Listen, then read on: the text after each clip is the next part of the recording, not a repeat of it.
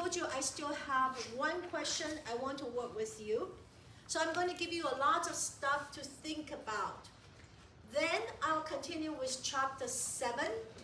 Chapter 7 is ABC. So I appreciate those students. If you don't understand, you come talk to me, you ask me question. It's not that silly question, not silly question, because I don't see your problem. If you come to me, you give me a chance to see your problem, why you don't understand. It's important. Teaching and learning is continuous learning, okay? So for me, I think it's very obvious because I told you this is about overhead. Chapter 5 is about overhead. I'm not talking about direct material, direct labor. It's everything else, direct material, direct labor. So when I say last class, y equals a plus bx, I said we're going to estimate the total overhead cost. For me, it was very clear, just overhead. But some students keep thinking, I'm so confused. How about the direct material, direct labor? It's not direct material, direct labor. So if you don't understand, please come talk to me. Then I understand what I have to emphasize. Okay? It's the same issue. Another student in another class have the same issue. So sometimes when you have issue, not just your problem, maybe some student they don't understand. So please come to me so that I will be able to explain better to you or emphasize something better to you. Okay, so chapter 5 and chapter 7, as I mentioned to you, one midterm exam question will be combined. Okay, so today when we go through, you start to understand a bit more. I'll tell you more how I will ask you. Okay, so chapter 5 and chapter 7, remember, is only overhead. Product overhead. That's what we try to do. Only product overhead, not direct material, direct labor. Unless I say, what's the total cost? All right, so last class, I said in the beginning, I use y equals a plus bx to project what the overhead. This is only overhead, okay? Only overhead. I said 900,000 plus every car coming in $30 times 18,000 cars. Fixed cost, variable cost. So students say, but direct material, direct labor, also variable cost. Yes, but I'm only talking about overhead. If I'm talking about total cost, then you add additional direct material, direct labor, because those two costs are variable cost. But I only talk about overhead. Okay, so just want to review up to this point. We already have 5 classes together. So I want to go over this very quickly with you. Okay, so I love these pictures. So hopefully the pictures will kind of help you relate to what we're talking about. So we're talking about product cost. Chapter 5, product cost, only making a product. So making a product, direct material, direct labor. When you see this beautiful dress, you cannot see labor there. You cannot see. Physically, it's not labor. You cannot see overhead. But if you don't have a labor, you don't have an overhead, a piece of fabric is still a piece of fabric. It's not a finished product. So what happens is when you price a dress, not only you have to price the fabric, you also have to price the labor, also overhead. So if you look at the overhead here, this is material. The thread's material, but we call it indirect material or zipper. We call it indirect material because that zipper applies to all the garment you made. So you don't know which dress use which zipper, unless the zipper is very, very special, very, very expensive. But in general, zipper, a little bit zipper here, a little bit zipper there, we call it indirect material. Okay, so indirect material, you have this station, the table, you have the machine, you use the electricity, all these. If the sewing machine break, then what happened? You find mechanics coming, fix it, maintenance cost. All these are called overhead.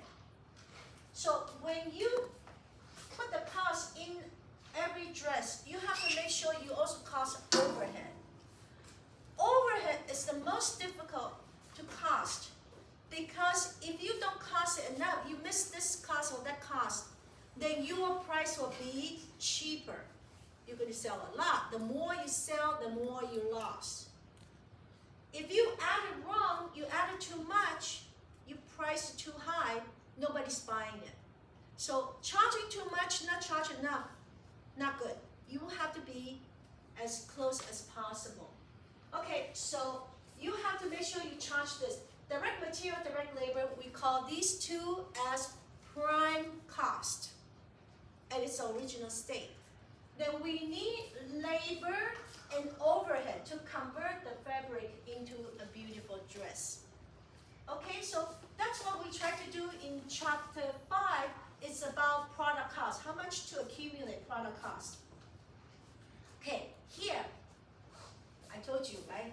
All my life, everywhere I go, I look at everything is cost accounting. So you say, Miss, don't you have a life? Well, when I went to a restaurant last night, a huge restaurant, a Chinese restaurant, huge restaurant, only 5 tables and people. I said, this is a big overhead, right? They have all these big space, they pay big rent, and only 5 tables and people. But if you go there weekend, you have to line up because lots of people. So okay, give and take. And they have a chef in the back and everything. Every day they open. It's a high fixed cost. Okay, so now you learn about different costs. Let's just review what happened. Okay, I did not show you this before. So the question was, why are my textbooks so IMG expensive? Why so expensive? And they want you to think about this way, cost accounting. Cost accounting, you just learn. 5 weeks up to this point. Okay, so can we take a look at this? So this is the retail price of a textbook. They give you a beer. I got this one from the calendar. I don't know if they still print the calendar. You know, you come to university here, you pay lots of tuition, right? Also, you pay lots of fees, the student fees. So one big chunk go to student union. So every year they print this calendar. I don't know if they still do it now. If you go to student center outside, they have those calendar. You can put the exam date or something like a hard copy. Now I don't know if they print it because now everybody have the iPhone, smartphone. You can put your exam date there. So at that time, they print all these calendar every year, and they have to get sponsors to pay for those calendars. So this one is actually from the bookstore, UT bookstore, okay? And this was quite some time ago, probably 2008, maybe, a long time ago. So I look at this, I said, this is exactly cost accounting. I took a picture, or I scanned it, and I share with my student every year. Okay, so I want you to think about it this way. You pay for your accounting books or any textbook, $100, $130, a lot of money. So you break it down, you take a look. Publisher, marketing, and administrative cost. What is this cost? Marketing, administrative cost. What kind of cost is this? Marketing, administrative cost. What kind of cost is this? Hello? Wake up. Marketing, administrative cost. What kind of cost?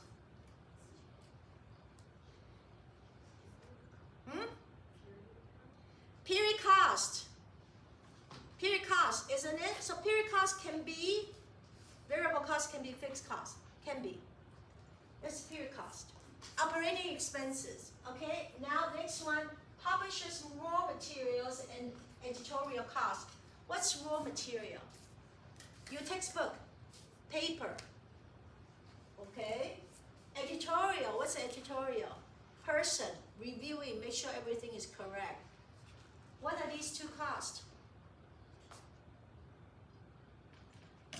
Raw material, editorial cost. How do we call it in cost accounting? Product cost. Direct material, direct labor. Okay? Now, publishers' income. After tax, they have to make money. 7%.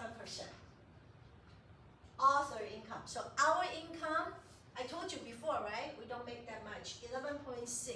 I told you how much we made. We make 5%. 2 Canadian authors will make 5%. But the 5% we make is not the end user. You buy $120, $130. Not like that. It's from the publisher sell the book to bookstore. So probably they sell to bookstore for $50 or $60. This is $60, okay? So $60 a book, we get 5%, $3. 2 authors, $1.50.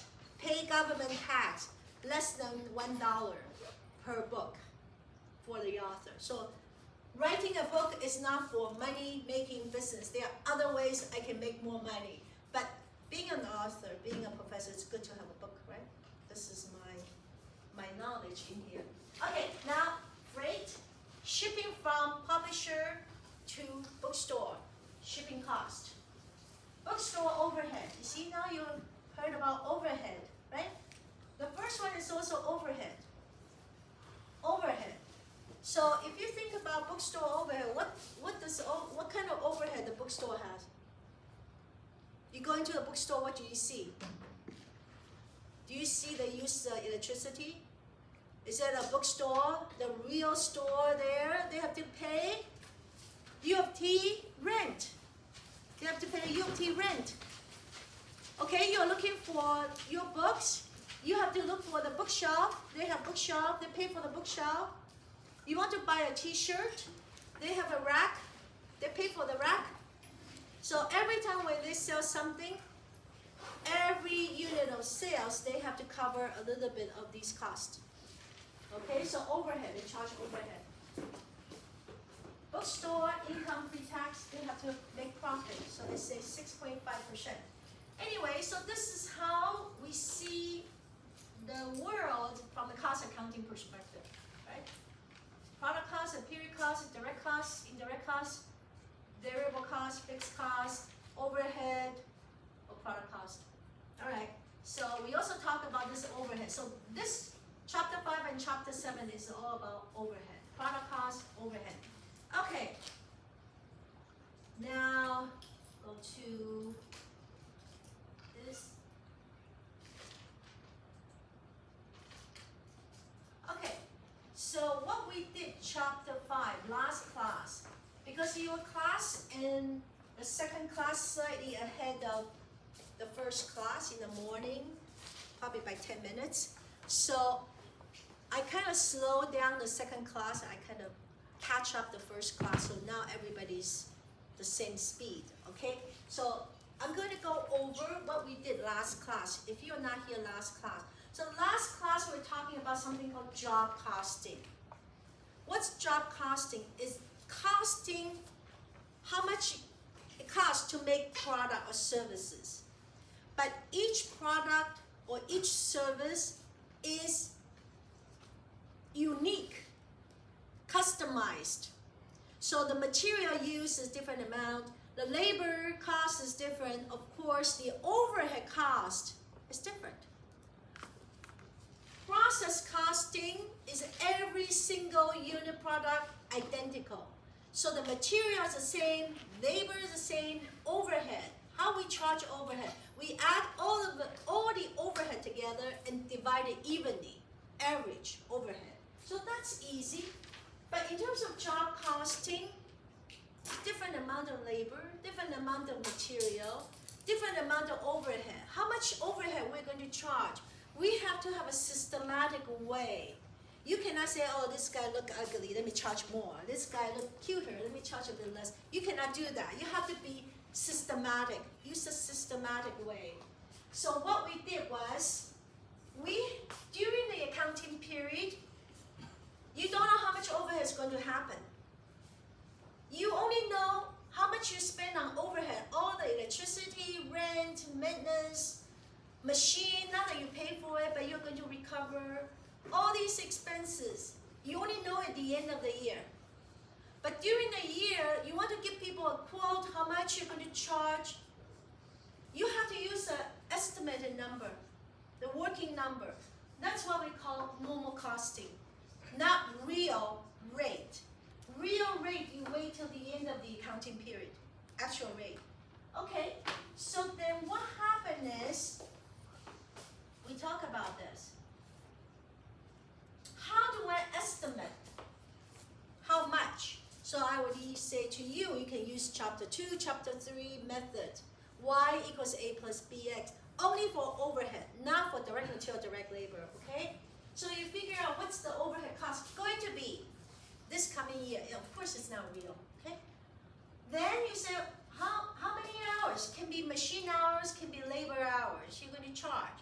Okay, so you figure out the budgeted rate, estimated rate. So the rate you can work with, every time when you work on 5 hours, you charge 5 hours, okay, proportionally. Now you apply, during the year you apply based on that rate. The end, you know how much you charge overhead. This is not real. You have to compare to the real.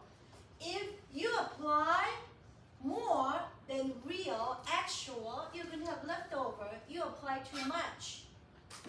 If you do not apply enough, this one's more than this, you have leftover, under apply. You don't apply enough. So if you don't apply enough, what are you going to do when they are not the same? We have to adjust. There are 3 ways we can adjust. We talked about this last class. So the number one is everything eventually end up in cost of goods sold. So this is what we learned the first part of chapter 5, is when we apply overhead based on estimated rate, go through working process. If you do not finish all the product, working process, you're going to have material, labor, overhead. Stay in there. If you finish the product, you go to finished goods. Finished goods also have material, labor, overhead. Completed product, even you don't see it, you have an overhead there. Not finished selling it, stay in finished goods. If you sold, cost of goods sold. So all of these 3 accounts all have a bit of overhead. How much, we don't know. So if working process, finished goods, small balance, you may decide to put everything into adjusting cost of goods sold account. Just adjust there. If you find the amount, the difference is big, what does it mean big? More than 10%. The difference is more than 10% of the actual, then you can prorate them or recalculate. Okay, so this is what we did last class. All right, so now I want to do one question with you.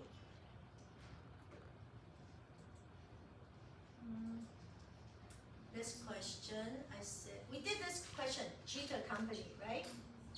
Okay, so this one, I have to know how to do it. Okay, I also tell you about markup percentage, will be in the midterm exam, okay? So the last question I want to work with you is this one. This one was a new question I added, and this one need you to think. Okay, so, oops, shut it down. Feedy company manufacture custom-made awnings. Custom-made means every house, you know what awning is? The cover. Every house, the size is different. So the material depends on what you like, it's different. It's not identical product or service.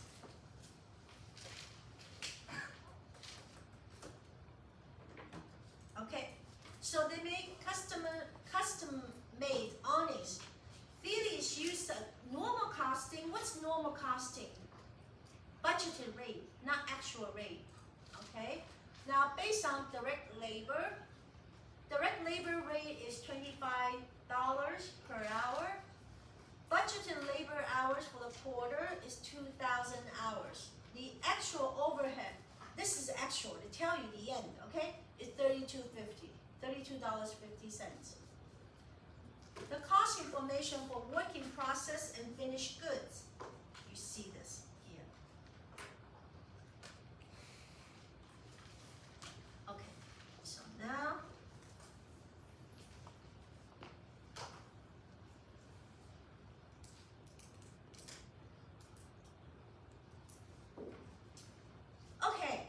so is they give us the working process. So what do you see in working process?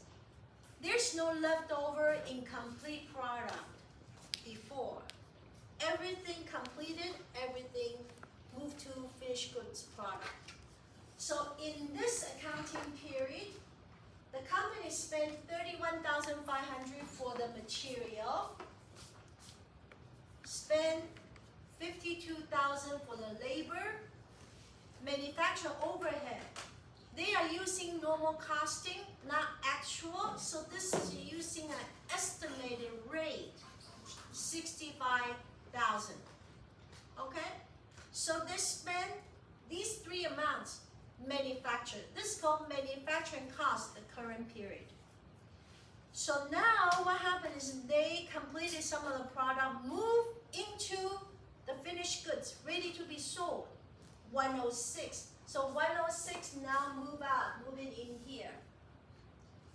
Originally, we have leftover finished goods not sold, 21,500. So if you do not sell everything at all, will be 127,500. But we sold some, so that's why we only have 59,500 left over. Okay, so this is all the information. Now the ending balance in working process. So if you figure out working process ending inventory, there's an ending inventory, something left over. So what happened? Consists of 3 not complete, incomplete product. So each of the product, we don't know the direct material, direct labor, and overhead. But they tell you, an analysis showed that 600 hours and overhead, labor hours and overhead, has been charged to the leftover. So you start working on the product, but you did not finish. So we spent 600 hours labor, 600 hours overhead we charge, because we charge overhead based on labor. Okay, so now there are lots of questions. Calculate ending balance of working process, cost of goods sold, actual labor, hours worked, budgeted overhead rate, all these type of things. Okay, so let's do one at a time because it's a lot of information. And let me tell you, you must be able to reinterpret the question yourself. Every year, I have students came to my office and they said, I understand exactly what's going on. I know how to calculate, but I did poorly in the exam. I said, why you do poorly in the exam? He said, I can show you how to calculate. Okay, I know the problem. It's because student does not know how to read the question, misinterpret the question. So basically, you are guessing. So you end up calculating a lot of stuff that doesn't meet what the question I ask you. So you have to be able to read, interpret the question yourself. Okay, if I tell you what the question means, you can solve the problem. But if I don't tell you in the exam, I cannot tell you. So you have to be able to read it yourself. Okay? So now let's take a look at a working process and finished goods. All right.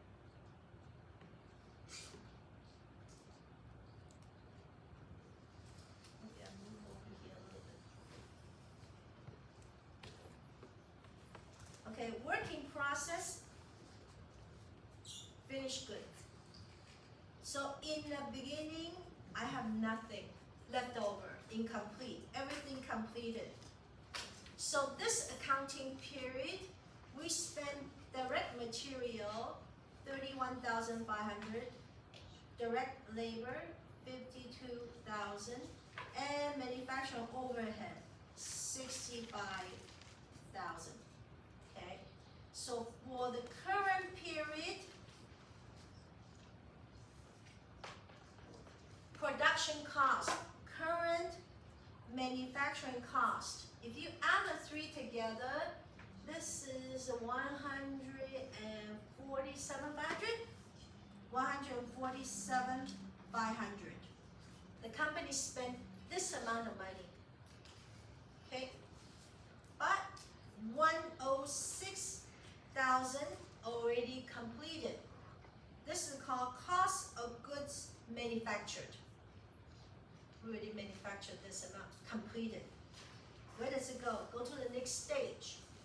So debit increase out from working process, going in finished goods. Coming in, going out. Going out, cost of goods sold, sold.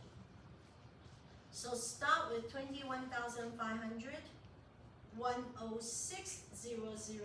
So this one go over here. Out, go in. Okay. So for current period, you have leftover from previous accounting period. You also make additional 106. Altogether should be 127,500. This is called goods available for sale. You sold some, you have leftover. Leftover is 59,500.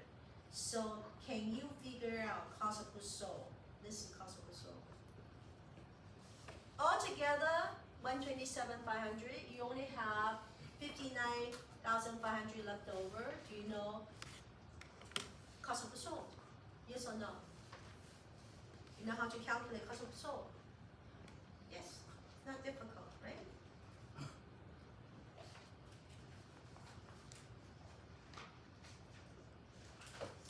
Okay. So this is 68,000.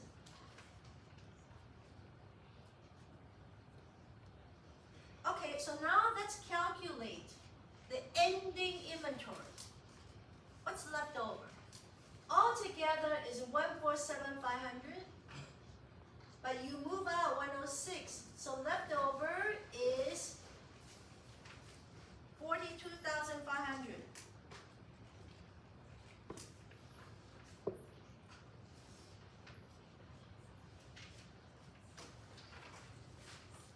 Okay.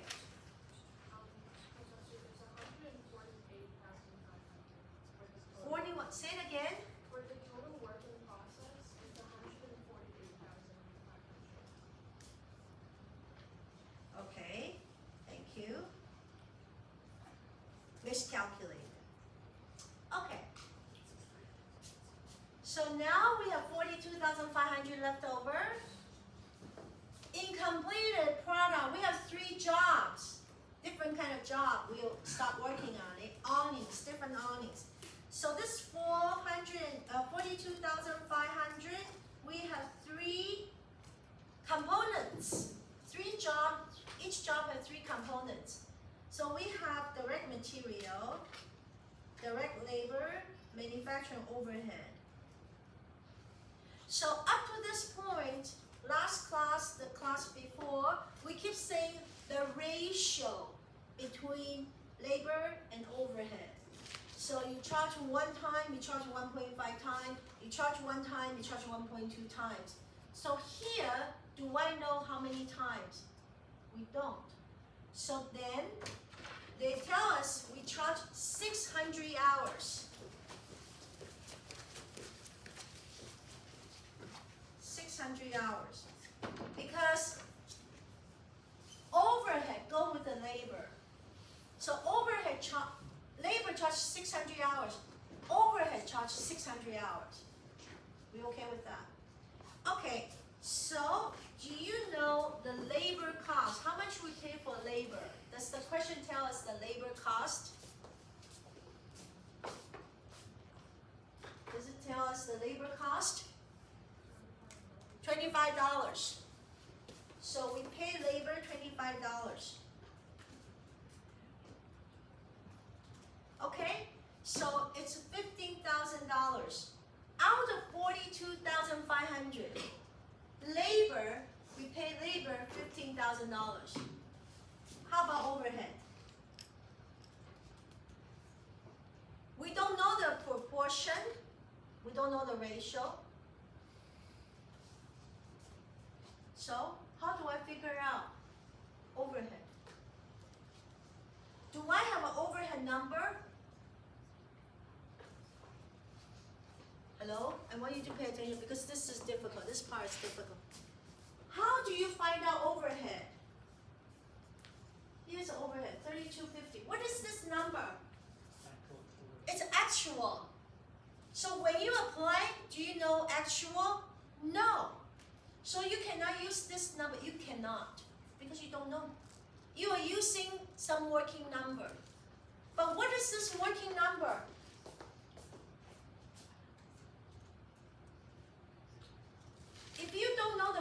number here, you cannot figure out direct material. So any place else, I can go and find out overhead. Where? I want you to think, okay? This is important. Otherwise, every time I tell you beginning divided by estimate equals estimate rate. Use the estimate rate times the actual equals this. You already heard so many times. This one need thinking. Okay? So how do I figure out the rate?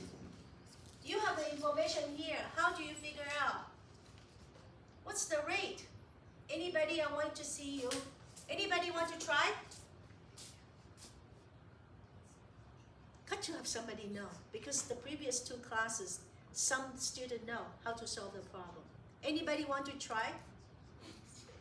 I want you to think. Don't come here just kind of waiting for me to tell you.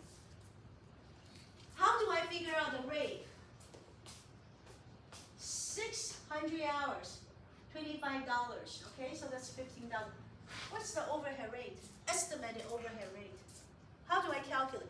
This can be in your exam. You have to know how to solve the problem. How do you solve the problem, this problem? Anybody? Yes? I think it's 65,000 over $2,000. 65,000 from overhead, over what? Over $2,000. But 2,000 hours is budget. This one is based on what? It's Actual. Thank you. So you cannot divide it by 2,000, but you're close. Yes? You want to try? Is it like the ratio of the 15,000 to the 52,000? 15,000? Which one 15,000? Like 15,000 over 52,000. Where's the 15,000? From the direct labor. Direct labor? Yeah. 15,000, 52,000? 15,000 divided by 52,000 and times 65,000. Like the ratio, we found the total. Okay. amount. This one is left over. Yeah. Out of 52,000, this is the leftover. But that is also the manufacturer overhead leftover, right? You also have leftover, but you don't know how much. But you're close too. Yes? Did you try taking the 65,000 divided by the 52 to get the ratio, You can do that. and then apply it in the 15,000 in the direct labor? Okay, so if you do the ratio between the two, what do you get? 1.25. 1.25? And then what do you do with that? You use the 15,000 times 1.25. Okay. Overhead, So how much is this? 18750. 18750. You calculate backwards, you figure out how much you charge, right? Okay, so how much you charge? 31, 25. You can do it this way, but this is like math, you can do other way. Are you okay with this? You know what she's saying? Hello? So she's saying that because we charge overhead based on labor, so you look at the ratio between the two. So she figured out when you charge $1, you charge $1.25. Okay? So this times 1.25 will give you this amount. Divided by this equals this. Okay. You can do that. Yes? What if you do the DL of 52,000 Yeah. divided by 25? Divided by 25? Yeah, and then you do 65,000 divided by X, and then you find your X from there. Okay, so basically that's the method I usually use. This one is also right. But the difference is you don't know how many hours work. If you use this method, you know the rate, but you don't know how many hours work, and you still have to calculate. So when I use that method, I mean, both okay. There's no better or worse. You get your number. It's okay. So what he is saying is this. We pay $25 an hour times number of hours. Well, we pay, oh, sorry, this is too high. $25 times number of hours equals, we pay 52,000. So you know the relation. So what happened is we know how many hours worked. 20, 80. This is a number works. We also apply this number of hours actually work to overhead.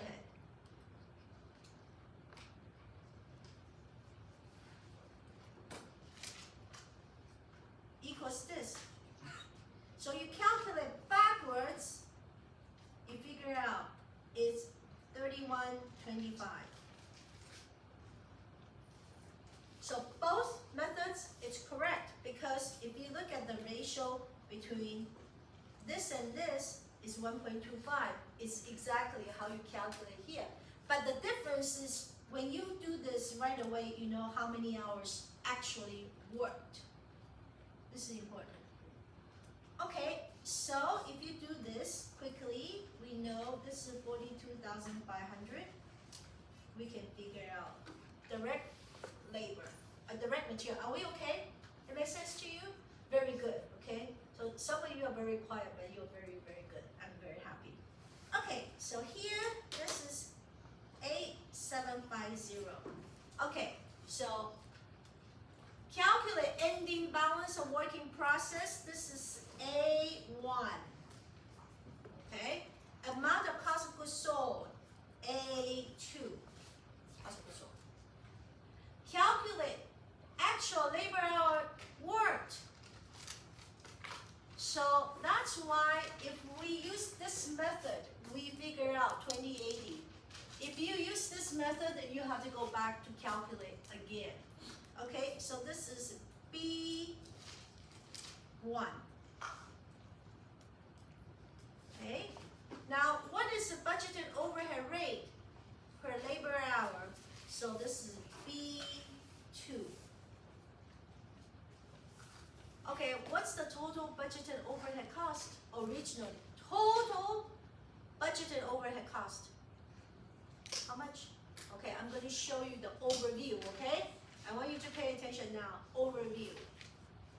So up to this point, I keep saying the beginning, total divided by estimated total hours equal this, and it 1 by 1. But now, we calculate backwards. So in the exam, I can ask you forward thinking or backward. All right, so I'm going to show you the logic, okay? So beginning, during the year, the end of the year. Okay, so in the beginning of the year, we estimate total overhead costs. Okay, this is the estimate.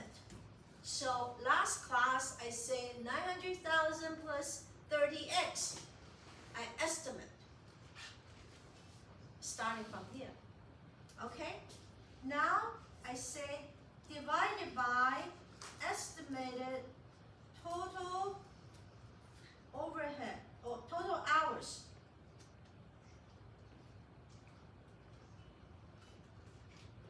So can be machine hours, can be labor hours. Okay, so this is an estimated overhead rate. This is not real because this is in the beginning. How do we know how much? We don't know. Okay, so this is what we talked about before. During the year, we take estimated overhead rate, which is here. We times actual hours, not estimate, actual hours.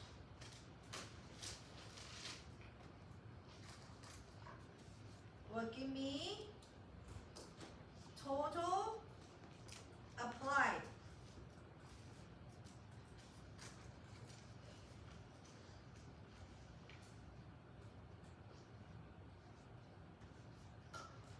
Okay? Now the end, this is the actual. Overhead cost, we already know how much we spend. We spend on utility, we spend on labor, not labor, we spend on the indirect labor, indirect material, overhead, maintenance, insurance, electricity, everything, rent. Okay, so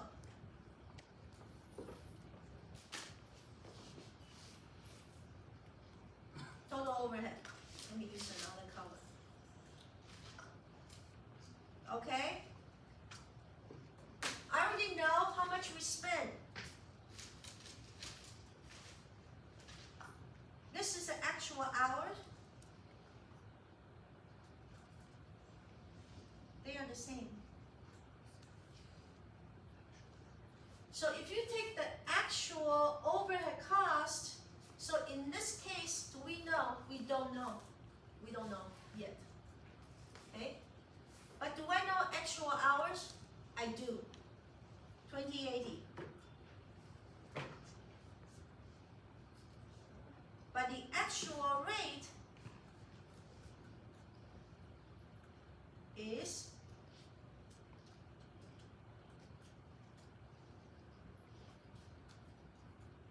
$32.50. The question gives us the end. I already know the rate $32.50. Okay? So let's take a look at this. Try to solve a known number. This is the overview, everything. Okay? So the estimated overhead rate we calculated is 31.25. Are we okay with this? You know how we calculated this before? From here. Here. We calculate here. Okay? So we already calculated this. The actual hours worked, I can calculate backwards to figure it out. This is $65,000. Will you be able to calculate actual total overhead cost? Actual. Can you figure that out? Yes or no? You times this.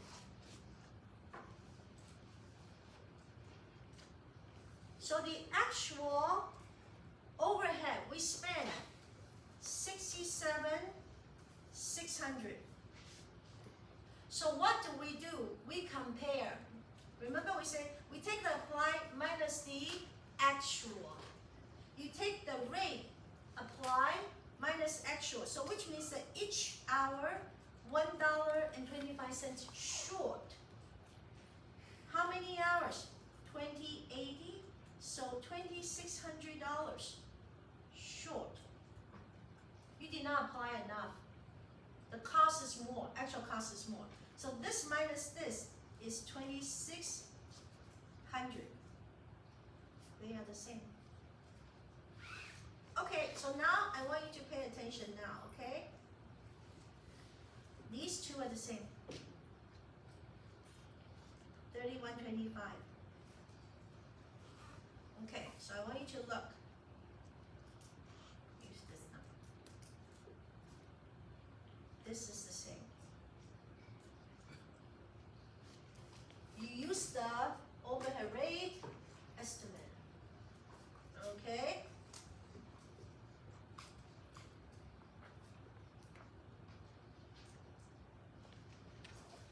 Use the same hours. That's the overview. Use the same hours, use different rate. Okay, so do I know total estimated hours? I have to give you one or the other, otherwise how can you figure out? Read the question, do you see estimated hours? Do you see estimated number of hours we're going to work? Yes or no? How many hours? 2,000.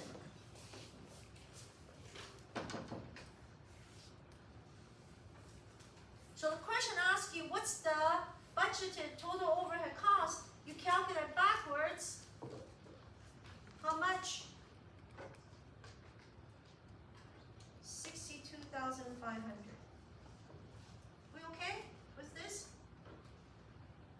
So this is the overview. I can give you beginning, you calculate. Apply, how much apply, you subtract it. This is what we've been doing. But on the other hand, I can give you this. I ask you to figure out beginning. You have to know how to solve the problem, okay? So last class, I ask you, I give you this number. I give you this number, and I say, it's over-applied or under-applied. I give you the beginning, I give you the ending, I say we over-apply or under-apply. You just overestimate or underestimate. You haven't even applied yet. You have to know how many hours to apply. Are we okay with this? Okay, so that's that. This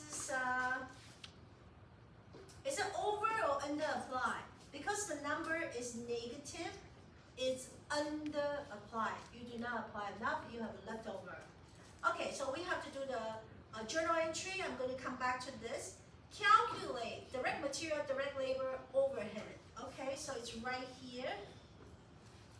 This is D1, D2, and D3.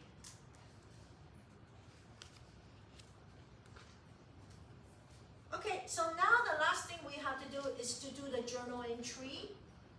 Okay, so the journal entry, let's take a look at this. It's cleaner rather than my sheet, okay? So what happened is we have to record the material, labor, overhead. Material is coming over from the first stage, material account. Credit going to debit. You add the three things together, credit this, going through, step by step. Okay, so we're going to do the journal entry.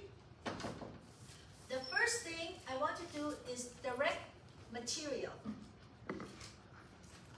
Number one, direct material going to work in process. So debit work in process. This is representing direct material. 31,500. Where does it coming from? 31,500 from material. Direct material control account. Control means it's the main account. Number one, going there. Number two, also work in process, going to work in process, debit work in process. This work in process represents labor, direct labor. And it's at $25 times 2080. So I just show you how I calculate this is 52,000. Okay, so you know you have to put 52,000 on the credit side. What account do I use? This is labor. What account do you use? You either pay or you did not pay. So if you pay, cash go down. If you do not pay, salary payable. So that's why from the cost accounting perspective, we only worry about debit side. We don't worry about the credit side because either paid or not paid. What else can it be? So depreciation expense, the other side is accumulated depreciation. You have utility, what else? Either cash or accounts payable. So that's why sometimes you are going to see on the credit side is miscellaneous account because it can be any account, but you know you have to balance it. So here we either pay cash or salary payable. Either pay or you do not pay. Pay cash, not pay payable. Okay, number three. What's the number three? Manufacturer overhead. So this is applied based on 3125. So you go to working process, manufacturing overhead at 3125 times 2080 because they are the same. 2080 equals 65,000. So if we use the contra account, two accounts, this is manufacturing overhead applied 65,000. We okay with this? Okay. Number 4. So we're done with these 3. Number 4 is the outer working process going to finished goods. Okay? So finished goods going in 106,000. Working process, this is cost of goods manufactured. Complete product 106,000. Complete product. Okay, now you go in there, you sold merchandise. So out of finished goods going to cost of goods sold. Number 5. Cost of goods sold 68,000. Finished goods out 68,000. Anything else we have to do? How about adjustment? Because it's under applied. Okay, so number 6.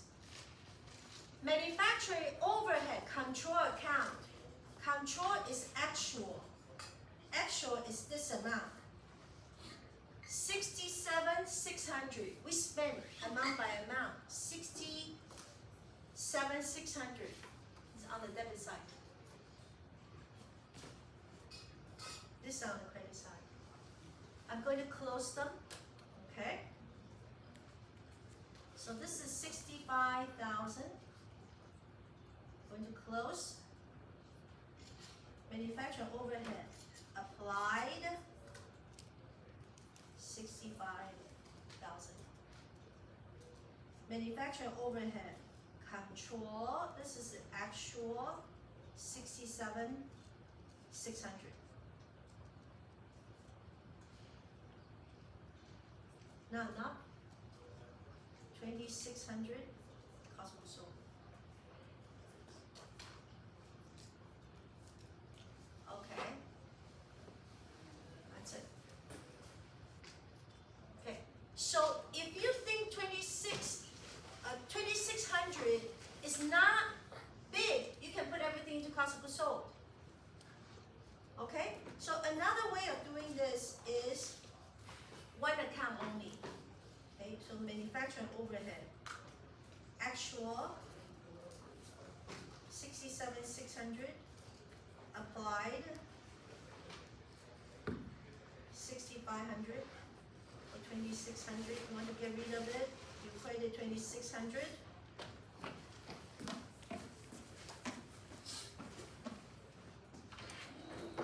Cost of goods sold 2,600. But if you are not happy with this, you think this is a big, you want to use proration. How do you prorate? I told you that manufacturing overhead can, once you apply, can stay in 3 accounts. So working process, finished goods, cost of goods sold. Do you want to take a picture of this? You can take a picture of this if you want to show you the overall view. Okay? Go home and think about this. Done? Okay. So here, finished goods. This goes to cost of goods sold.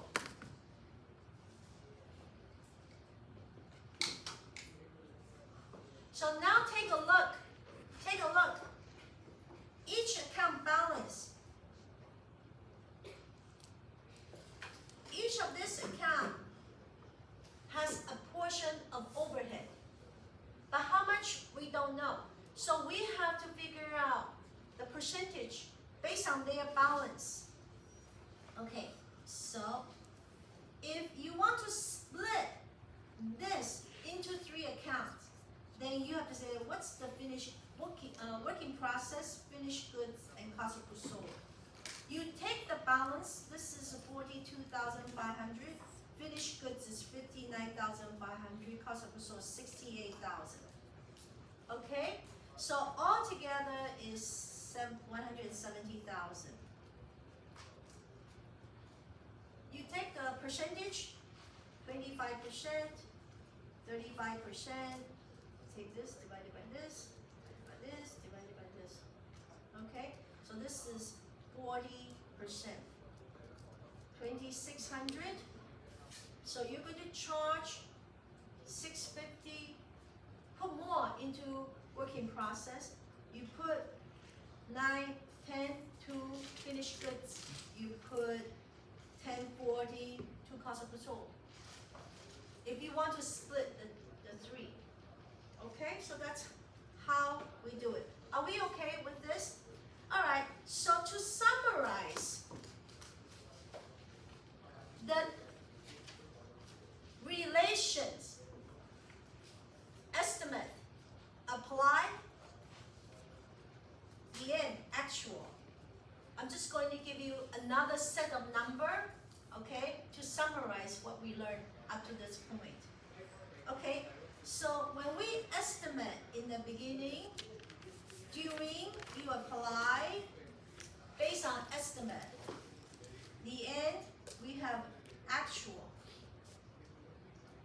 Okay, so I'm just giving you another set of number to calculate, okay? Suppose the end of the accounting period, you add all the expenses for overhead, indirect material, indirect labor, machine usage. Not that you pay money to machine, but you want to cover this amount of money for machine, rent, everything, overhead.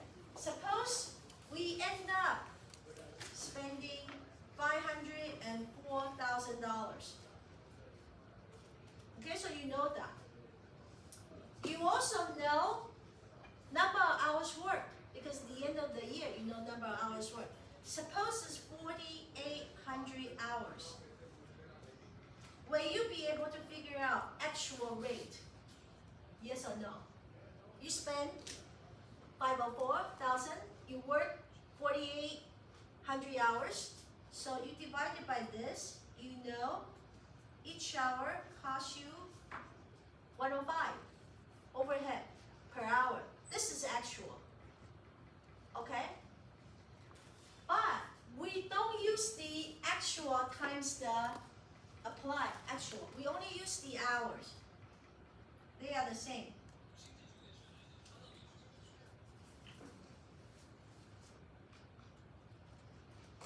Suppose you apply 4,800 hours. You say the total apply amount is $480,000.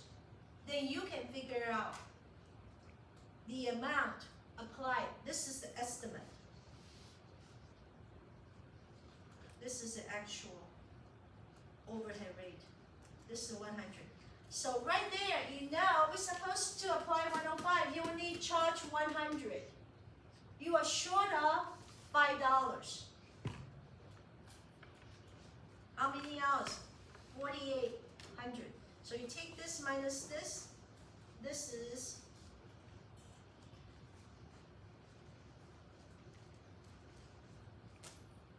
26,000. Is that right?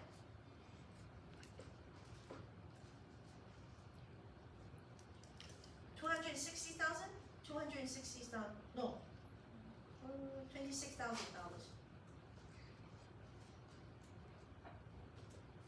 Okay. So in terms of the estimate, how do I estimate $100? Okay. So $100. This is the same as this side. What's the total number of hours estimated? Suppose I estimated 5,000 hours. So instead of 4,800 hours, I estimate 5,000 hours. I can calculate backwards to figure out estimated overhead cost is 500,000. 2,504, you just underestimate. But whatever you apply, you compare with the actual, not compare with the estimate. We okay with this? Okay, you want to take a picture? You can take a picture. So this one give you the overview to see what's going on. Okay? Okay, so I'm done with chapter 5. Okay, so now I'm going to introduce chapter 7. Chapter 7 is actually not very difficult. Not very difficult.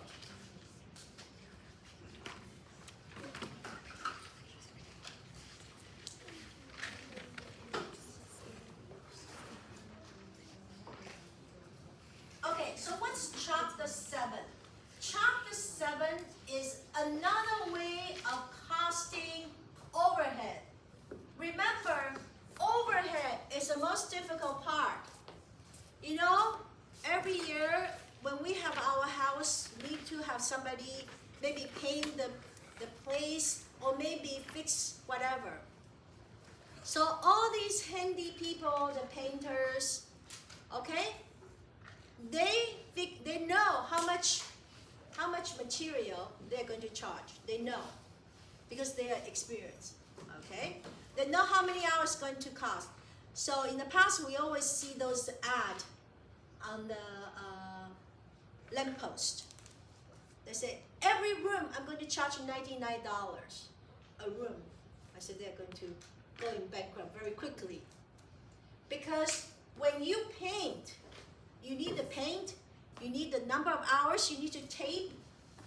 For the whole room, probably take you 5-6 hours, maybe more, maybe the whole day. And you only charge $99? How about your overhead? So very soon you don't see them anymore. They went bankrupt. So you have to make sure you know how to charge overhead. So chapter 7 is another way of charging overhead. Okay, so chapter 7 is called ABC, activity-based costing. So now, if you have a one product, one manager, one service, eventually everything you spend, you have to charge enough to cover it. It's not a problem. Only one rate like this. Only one rate, $100, $31.25. Only one rate. It's okay. But it comes to a problem. Listen, okay? You end up into a serious trouble is when you have 2 or more products. You have 2 or more managers. Everybody is managing their own product line. Nobody wants this overhead. I'm not going to pay more. So for example, at UT Scarborough, we have lots of overhead. Registrar's office, library, the writing center, the math center, these are all overhead. They support students. They are all overhead. So all these overhead, you have to split. Now, how many departments we have here? About 20 departments. So you said, I'm going to lump all the overhead together based on number of departments divided by 20. Okay, equally, everybody pay 5%. The smaller department is going to jump. We don't use so much resources. Management, more student use more resources. Okay, so there will be a problem because people fight. They don't want to pay for overhead. So if you don't cost your overhead properly, you're going to end up having one product subsidize the other one. One product pay more for the other product. Okay, so if you only have a one product, one manager, it doesn't matter because eventually all these products have to cover. But when you have different product or service, that can create a problem. Okay, so I'm going to show you the overview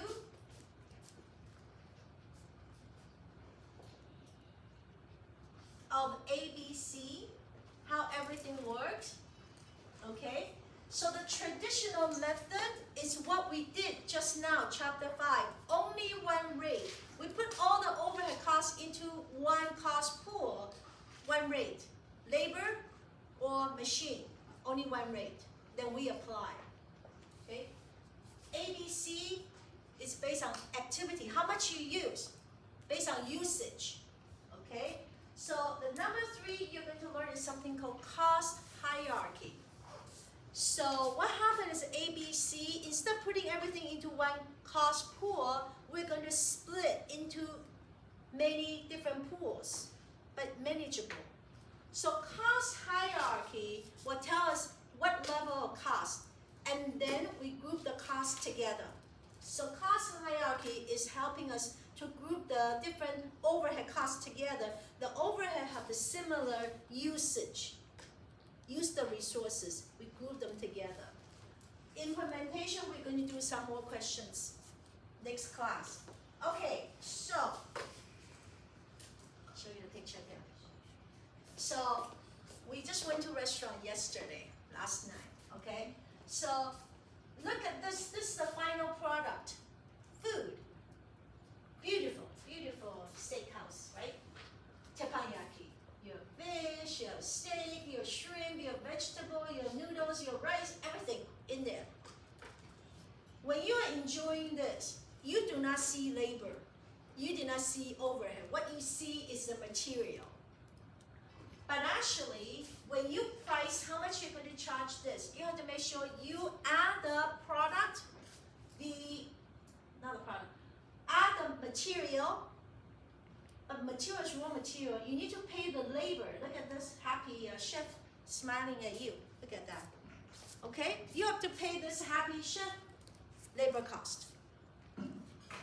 Also, this is a cooking station. You have to pay for this. The chairs you paid before, now every time when you charge a plate of food, you have to make sure this plate of food cover a little bit of this. Also the electricity, everything. Plus the profit. If you cost it wrong, eat into your profit. So you have to make sure you charge enough. Okay, so this is this. Now, this is direct material, direct labor, this is overhead. Now, direct material, direct cost is the cost incurred for the benefit of one cost object. You can trace it economically, easily trace which product, which service generate a cost. Okay, like material labor. Indirect cost is shared. So what we are doing, chapter 5, chapter 7 is about indirect cost. Okay, so cost incurred for the benefit of more than one cost object. So registrar's office, the expense, all the salary, all the people is to support not just one management department, but everybody. Shared cost. Can be economically traced to the cost object, which department generate the cost. So its common cost need to allocate. Overhead cost, indirect material, indirect labor, rent, insurance, utility. So when you don't allocate properly, one product can subsidize the other product, carry more weight. Okay? So ABC allocates overhead based on what? Usage. The more you use, the more you pay. So I'm going to give you an example, okay? So give you an example here.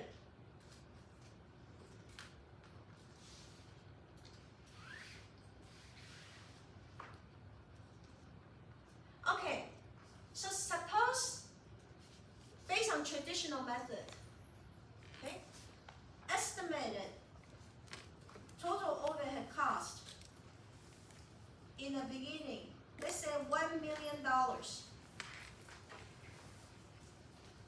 Okay, so I say I have two products. Before we just say one product, one service, but now we have two different products. They use resources differently. Suppose I estimate total machine hours. I'm going to use machine hours as my base. 50,000 hours. So my estimated overhead rate per hour, if I use the machine, is going to cost me $20 per hour. Okay? So how do I get the 50,000 hours I estimate? I I have two products. Product A, product B. Okay? 1 unit of product A take 10 hours to make machine. 1 unit of product B, 6 hours to make. Okay? Alright. So you have to figure out how many units altogether we make for A and B. Suppose number of units made is 4,100 units, and product B 1,500 units. Okay? So total number of hours, machine hours. Product A use 41,000 hours, and product B 9,000 hours. So altogether 50,000 hours, machine hours. And that's how I estimate this number of hours. Okay? So based on the traditional method, use one rate, which is by machine hours. I'm going to charge $20 per hour. So product A, you use machine 41,000 hours. I'm going to charge you $20 per hour. So I'm going to charge you 820,000. Product B, you use 9,000 hours. Each hour I charge $20, $180,000. So $1 million, how I split between the two, I don't split evenly. I split based on the machine hour used. Okay, machine hour used, each hour I charge $20, only one rate. This is called traditional method, what we did before we get into this chapter. Okay? So now, I want to tell you, okay?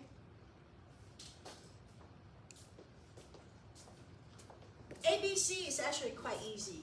You know the principle how to calculate is quite easy. But student, B03, they either love it, they say this is easy, or they hate it because they can get it. So what happened here is, when I ask you to split $1 million between the two products, you know what happened in the past? Students, what they did? $1 million after they split become $5 million. How can it be? $1 million, I said split between the two products become $5 million. Okay, so this is what happened, okay? So the students say, okay, 1 unit 10 hours, 1 unit 6 hours, so altogether is 16 hours. So $1 million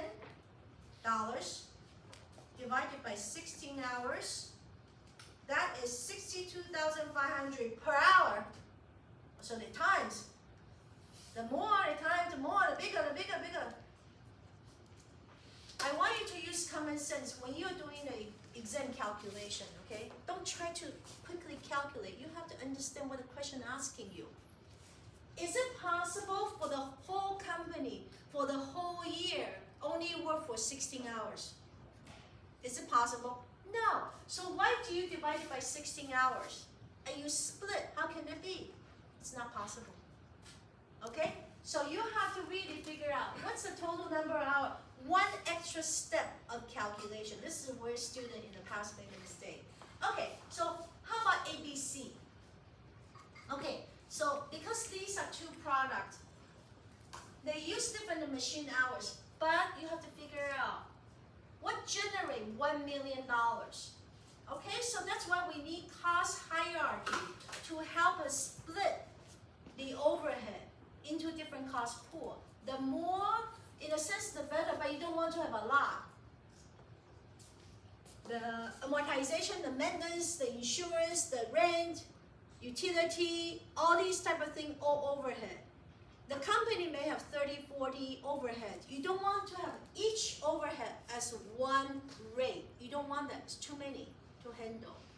So that's why we try to group the overhead, how we use the resources, kind of group them together. So if we have 3 or 4 overheads, it's manageable. So I'm going to give you an example, okay? So suppose we use ABC. This is an ABC approach. Okay, $1 million. I'm going to split into 3 different cost pools that I can manage. Can be 4, can be 5, but I say 3 is okay. So step number 1. I'm going to split. So I'm going to put rent and utilities together. Okay? Some people in the company may disagree with me, but the way I look at the rent, the bigger the space, I need more lighting, cost more. They go proportional, the same manner. Okay? So I put the rent, utilities together. Maybe I put insurance together as well. Okay, so this supposed to be 500,000. So out of $1 million, I figured out the rent utility is a big amount, 500,000. This is the first step. I split. You saw everything $1 million. I split different cost pool. The second one is the machine operation, machine amortization, and maintenance. So why do I put these 2 together? Because the more hours I use, the more maintenance I need to have. Okay, so suppose this is $2 million, $3 million.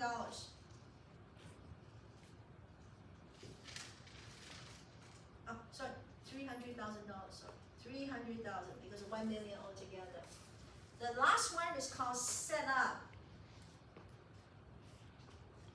Okay, so what's setup, or maybe material handling? Setup means that in a company, when they make something, they set the dimension up. So if you're in the furniture business, they set this dimension. Once they set it up, they can cut maybe 200 pieces, the same dimension of the board. If you are in beverage business, once you clean the whole system, you put the syrup in there. Let's say you put the Diet Coke syrup in there. You can run 20, 30,000 cans. Once you finish, you clean the whole system, you can make orange juice. So this is called setup. You set it up, you put whatever the syrup, everything you want together, then you can run many, many units. Okay, so that's setup. Suppose setup cost 200,000. So altogether, $1 million break down to 3 cost pool. Each cost pool maybe 1 or 2 different overhead, maybe. Okay? So now this is step number 1. Now I have to say, what generate the cost 500,000? What generate the cost 300,000? So I need to find something called cost driver. What's the factor? So I find the cost driver, step number 2. Cost driver and activities. So I say the rent utility is based on the square footage the company occupied, the product occupied. So I have to see what's the total space we occupy. Suppose the total space occupied is 5,000 square feet. Okay, so you divide it by 5,000 square feet. This is called cost per driver, or overhead rate for the first cost pool. Overhead rate, so this is $100 per square foot. Every time when your product occupy, let's say 1 square foot, will charge you $100. Okay, now machine and maintenance. So it's based on machine hours. So we already have machine hours, 50,000 hours from before. 2 different products, 41,000 hours and 9,000 hours, okay? Which means that each hour, if you use the machine, I'm going to charge you $6. The more you use, the more we charge. Okay, number of setup. How many times you set up to make your product? Suppose altogether is 400 setups.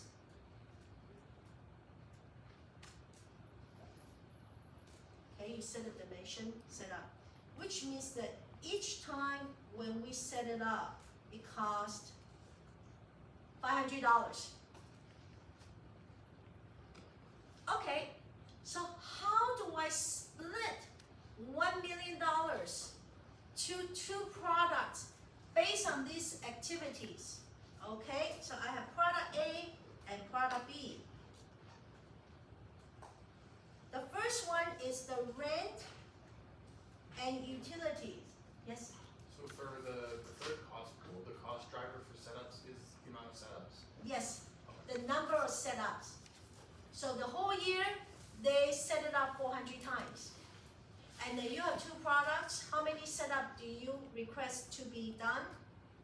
So that's it. Okay, so rent and utilities is at $100 per square foot.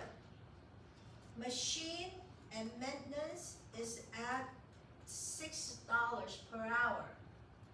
And setup is at $500. Okay? So this is the cost per driver, the rate. This is the overhead rate. So instead of a 1 based on machine hour, $20, now I have 3 different rates. Okay? So out of 5,000 square feet, suppose product A occupied 3,000.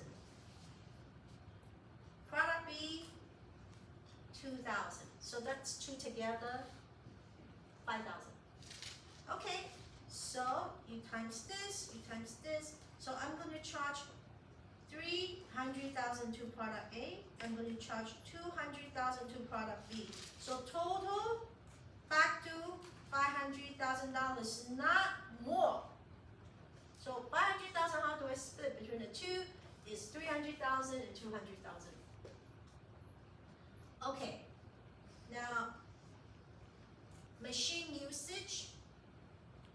So product A, we already figured out 41,000 hours. Product B, 9,000 hours. So 246,000 and 54,000. The 2 add together back to 300,000, not more than 300,000. Okay, set up. So we have 400 set up. You have to know how many set up that each product generate. Okay, suppose product A generate 100 set up. Product B 300 setups, so that's 400 setups. So 50,000 and 150,000. So altogether 200,000. So I use different rate. Depends on how much they use each of the product.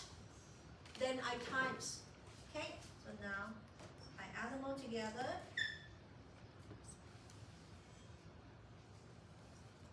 So this is called overhead cost using ABC.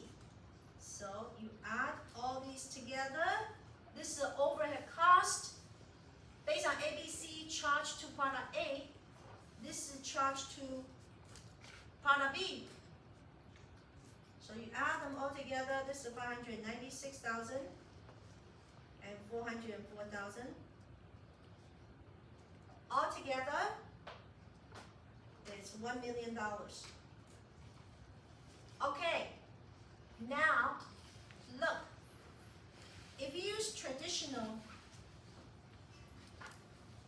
how much do we charge to product A and product B? Do you remember how much we charge? Look here. 820, 180. Wow, what a big difference. So 820, 180. So if we use traditional, we take exam. So this one is 216,000. 216,000. This is positive. This is negative. Means over costed. And it's not fair because we only use the machine and we know product A use more machine hours, so being charged more. But if you look at other resources being used, product A did not use so much. Still more than B, but it's not that much. Okay, so this is the question I will ask you in the midterm exam. So I will ask you the traditional method, and I will ask you ABC. And I'll ask you which one being overcharged, which one subsidized the other one. Okay, so product A, obviously, if we use the traditional methods, is subsidizing product B. You carry the weight. Okay, so that's not good. So if you use one rate, it's not as accurate. Not based on activities. It's not based on usage. It's based on whatever the rate you use. Okay. So this is exactly what I just finished telling you about. Okay. So ABC or normal traditional job costing, both are job costing. The only difference is the overhead. Direct material, direct labor, we know exactly how much going to the product or service. It's not the problem. The same. The difference is when we do the job costing, use traditional method, there are two methods. The first one is the actual costing. You have to wait till the end of the year to figure out the actual cost to figure out. Otherwise, normally we'll use something called normal costing because that is the number we can work with throughout the year. We can apply. Okay, so this is called budgeted rate, normal costing. Only one rate. Only one rate. What number? Labor or material? Only one. You go to manufacturing overhead right here. Okay, now we split the cost into different cost pools. More cost pool, manageable. You don't want 30, 40, okay? But you don't want just one. So somewhere between 3 and 5, manageable. Okay, so now it looks a bit different from what I set up. So machine, the first step, machine setup cost, the rent, amortization. So we have 3 cost pool. You find a cost driver, that's called cost per driver, the overhead rate. Then you go to each job, you apply. Okay, you apply based on how much each the project, job. They use the resources. You add the 3 things together. That's job costing using ABC. Okay, now the next part is something called cost hierarchy. So what's a cost hierarchy? It's how we consume the product and services that generate the cost for the benefit of what? Okay, so there are quite a few levels. So we have unit level, we have batch level, which means that a group of units. We have product level, service level, customer level, or organization level. Organization level,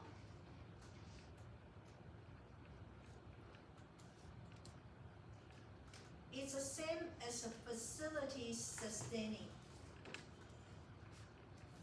It's the same. So I will ask you this in the midterm exam. Okay? So I'll ask you what level of the cost. Okay, so I'm going to show you the picture. Usually I like to show you picture, easier to understand, to relate to. Okay, so what's called unit level cost? What's unit level cost? It's we spend money for the benefit of every single unit. Every single unit, okay? So for example, you see this machine. We spend money on the machine the machine is working on every single unit. So the cost we spend is to work on every single unit. You want to stamp, you want to put a cap, every single unit. So this is called unit level, okay? The next one is called batch level. So the next level is called batch level. So what's batch level? It's a group of units together. A group of units together. The cost you spend is for the benefit of working on a group of product together, okay? So very often we drive on the highway or you take the subway you cannot see, take the bus, okay? You see these transportation truck. They transport cars from one area to another area, okay? So what do you see? Each time when they ship the car, is it one car at a time or many cars at a time? Hello, hello? One car at a time or many cars at a time? Many cars at a time. So in this situation, you see the picture, it's 8 cars at a time. That's called batch level cost. You ship many things together. If you ship one unit at a time, that's called unit level. If you ship one unit at a time, it's called unit level. So usually shipping is a whole bunch of units. It's called batch level. Another example for batch level, okay? We all been to Home Depot, Walmart, or Canadian Tire. Do you see they are moving product from the warehouse to the store, the shelf? You see that? Okay, so this is a crate. So each time when they move, this is called material handling. They move the material handling. You see? Each time when they move, guess what? Not just one unit at a time. They move many units, many different products, different kind of products. This is called batch level. If they move one unit at a time, unit level. So basically, the shipping, material handling, setup, when we set it up, we do many units at a time. Okay, another one, inspection. Quality control inspection. Normally, if you are random sampling light bulb, it's a whole bunch, you random sample 10 of them or 20 of them. But sometimes some high precision, like a medical instrument, you have to make sure everything is right. So you may inspect every single unit. So if you inspect every single unit, that's called unit level. Otherwise, if a random sampling a whole bunch all together, you choose 1 or 2, that's called batch level. Are we okay with that? Okay, the last one is called product level. So what's product level? You money spent for create one product at a time. It's not create one unit. So it's not every unit have a one design. It's one design for many units. And it's not a whole bunch of units either. So this is called product level. Are we okay? So the last one is called organization, to support organization, to support the company. So it's called organization for facility sustaining. And let me tell you, so for this, for example, this one, okay? Rent and utilities. We pay for the rent, we pay for the utilities. Is it to make every single unit? Hello? We pay for the rent, utility. Is it to make every single unit? No. Is it to make a whole bunch of units? No. Is it for product? No. This is called facility or organization. To support organization so people can work, or facility sustaining. Machine amortization, maintenance. How about machine? Does the machine work on every single unit? Machine work on every single unit, yes or no? Yes, this is unit level. Okay, how about setup? When you set it up, you can make many units. You can cut many boards. So this is called batch level. So it's very important because in the midterm exam, I will ask you, okay, all these costs, I ask you what level. You have to tell me it's unit level, batch level, product level, service level, organization or facility sustaining level, 4 levels. Let me tell you, year after year, I saw a student write 1, 2, 3. I give them boxes to tell me, is it organization level, batch level, unit level? Student put 1, 2, 3. You get 0, okay? If you put 1, 2, 3, you get 0. You have to tell me it's a unit level, it's batch level, product level, that type of thing. Okay? Very important. So I already tell you lots of questions. Okay. Let's come back here to look at, okay? So the activity for these different levels. So when we process every single unit, so machine work on every single unit, labor work on every single unit, for sure. Okay, consumer factory supplies. So machine hours, direct labor, unit produced.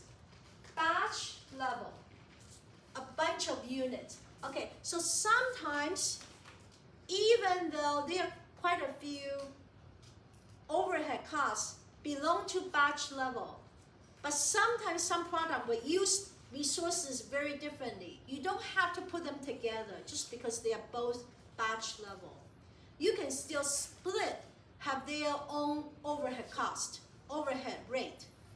Okay, so even you have the unit level or batch level, they look the same, doesn't mean that you have to force them to be in one group. You can still split them.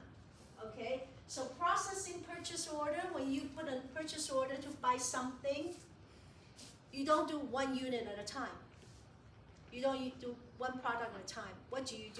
You put a few units together, that's called batch level. Production order, set up equipment, as I mentioned, set up, shipping, material handling, shipping, material handling, inspection, so you want to write these type of things down. Inspection, we inspect unless otherwise telling you. Okay, now, product level, testing new product, administering parts, inventory, design product. So these are design or service. Customer level, so this is related to customer, so this is easy. Organization level, so this is general mean, the plant, the rent, all these type of thing, okay? All right, so that's that. Now, the concept of ABC is straightforward.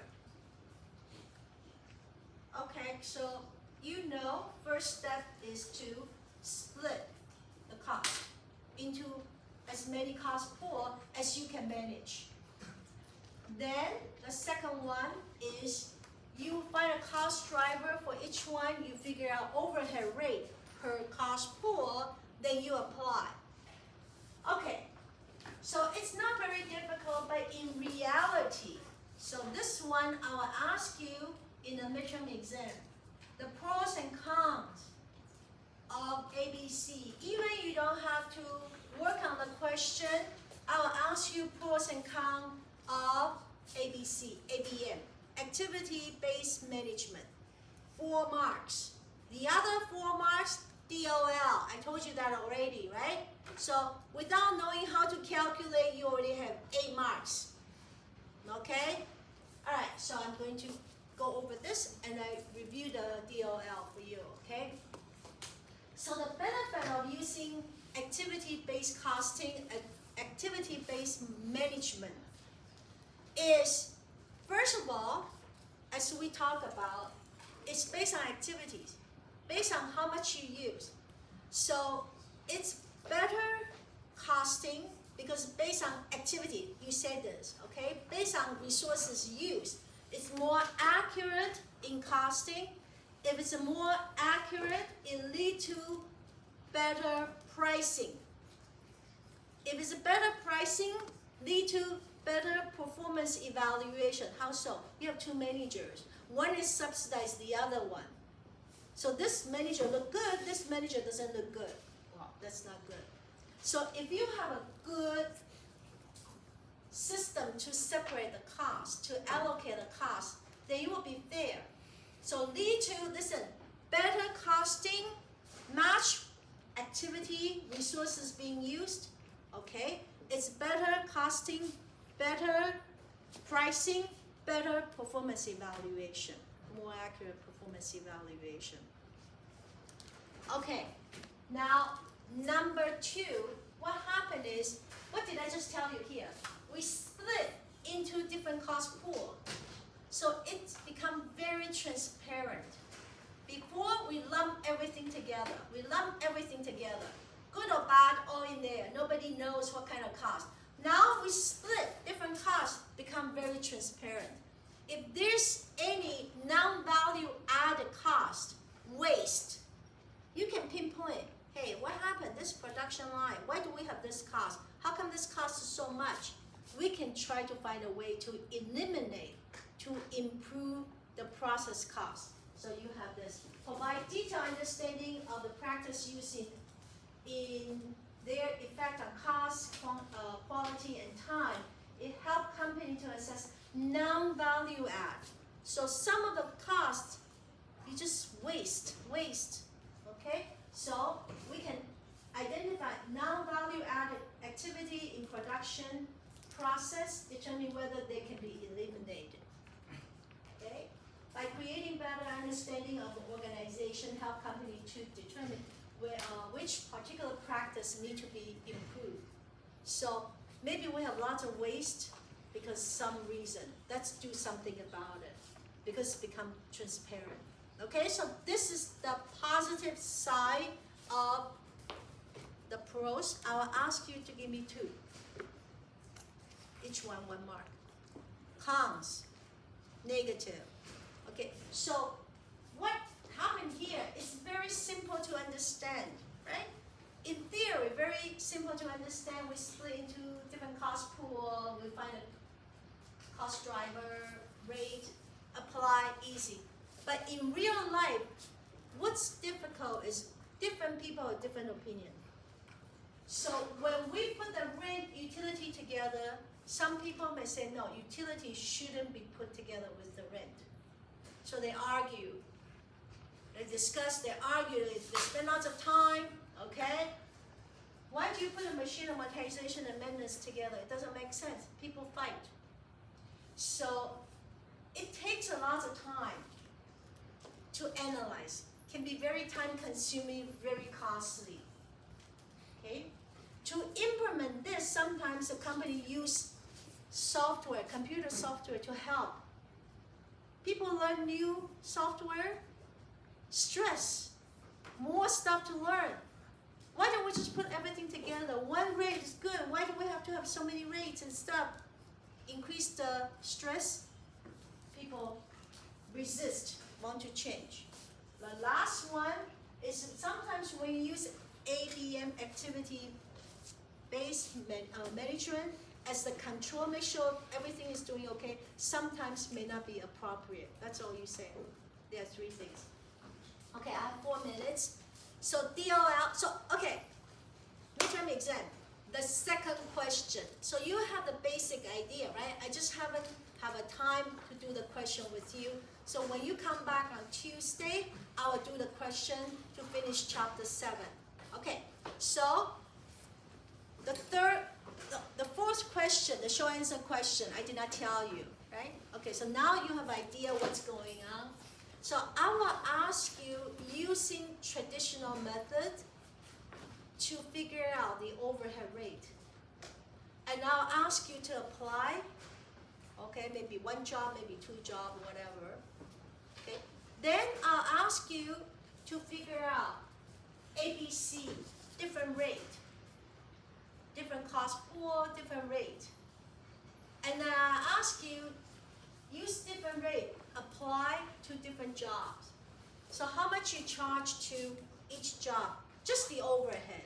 But I may also ask you what's the total cost. So first you figure out the overhead, then you figure out the total cost. You add the direct material, direct labor.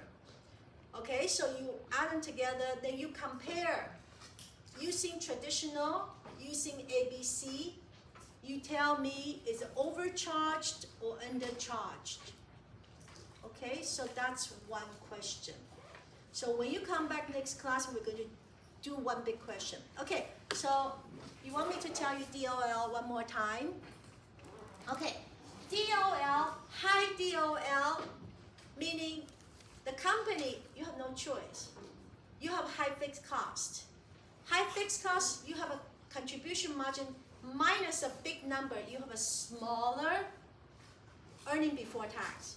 So the ratio is big. Okay, so high fixed cost, intuitively, it's high risk. But high risk, high reward. Why is that? Because after break-even point, at break-even point, your variable costs already covered. Your fixed costs also covered. Additional unit of sales after the break-even, fixed cost is fixed. It doesn't grow.